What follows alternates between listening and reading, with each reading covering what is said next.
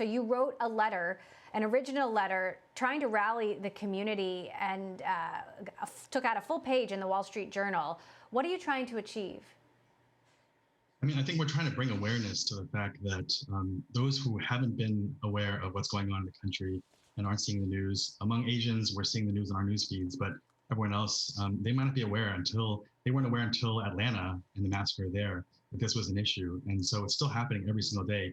Even in New York, just this 2 days ago, a Filipino woman kicked multiple times in the head and no one coming to her rescue. It's just constantly happening every single day.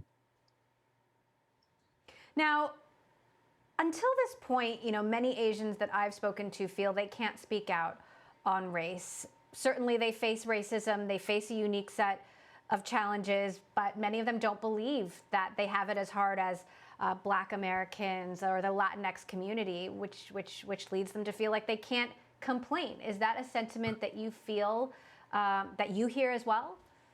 Yeah, I mean, we were raised in the culture that we're told to keep our heads down, work hard, not cause trouble, don't draw attention to ourselves. But at the same time, when we've shared our stories, one of the reasons I wrote this letter and put it out there is after talking to so many people, many of us shared our stories of pain, especially the Asian women who've been, harassed, whether it be in the workplace or just on the street. And we didn't feel like we deserved to share our stories. But I think that time is done. Our culture of silence is over. We're a new generation. We're not our immigrant parents' generation. We are starting to stand up. And I think part of this effort of putting this letter out there in the Wall Street Journal and putting it out in the public is so people can realize, hey, I'm not alone. That's okay for me to speak out. And if all these kind of leaders are speaking out, I can too. So I think it's more about motivating those to stand with us and stand up for themselves, because we felt like we weren't allowed to speak before, but I think we're building that momentum and finding our voices now. Then there is the bamboo ceiling. And if you look at the Silicon Valley community, Asians are very well represented in the tech industry, but they are totally underrepresented in leadership roles. Talk about That's right. The unique challenges that Asians face in tech in particular.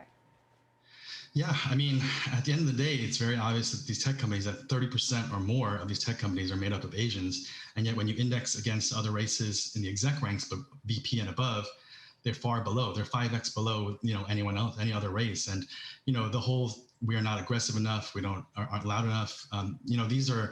These are things that are not acceptable, and we want to be included in the conversation. I think being in the middle of the barbell of not being able to speak out and not being promoted is that we can't move either way and can't say anything. But now I think we're realizing we want to be part of that diversity conversation, and we want to be recognized and included. So talk to us about, what else you're doing to get more tech executives on board, and who you're focusing on, and what do you think that will accomplish? Yeah, I mean, I think first of all, putting this list together, I did not expect this to grow as much as it has. We now have over 1,000 executives and leaders across the country and the world that are supporting us. And I think for the first time, we're seeing kind of this assembly of Asian leaders that most people didn't realize were the founders and executives of this company. I mean, Asian American founders have built the products that we survived the pandemic on, from Eric Yuan at Zoom to Tony Xu of DoorDash to deliver the food for us, to the Asian founders Yoni and Hisao of Peloton, who kept us working out, and then Steve Chen, who created YouTube. All of these things got us through the pandemic. But these are the products that people don't realize are out there that are created by Asian Americans. And I think the goal is by creating this kind of coalition across all industries. We have partners at law firms, hedge funds, all sorts of industries that we're leaders in. We want to mobilize and motivate all these people to stand up and rise up, and also to give to the causes that they need to give to, because right now, if we don't stand up now, we don't know when we're going to do this. Do you have a suspicion on the source of the recent hate? I mean, do you blame President Trump calling COVID the China virus? Is it something else? Is it something far more deep-seated?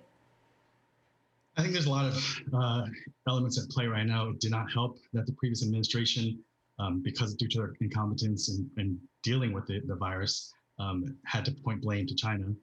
But it also, because of the language and rhetoric that comes out of leadership, it's emboldened a lot of people to blame someone. They needed a scapegoat, and they chose us. And the fact is, I mean, I was born in Queens. I mean, I've been to China once for 2 weeks, but I'm not from China, and as American as the guy who's trying to, as the person next to me, or the people who are attacking the other Asian Americans.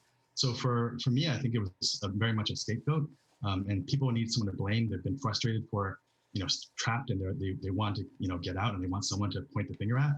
And I think that unfortunately turned to us. And right now, that just seems to be, with China rising and the economy in China rising, and us struggling right now, I think it's only going to, hopefully, I mean, it won't get worse, but it may get worse unless we take a stand.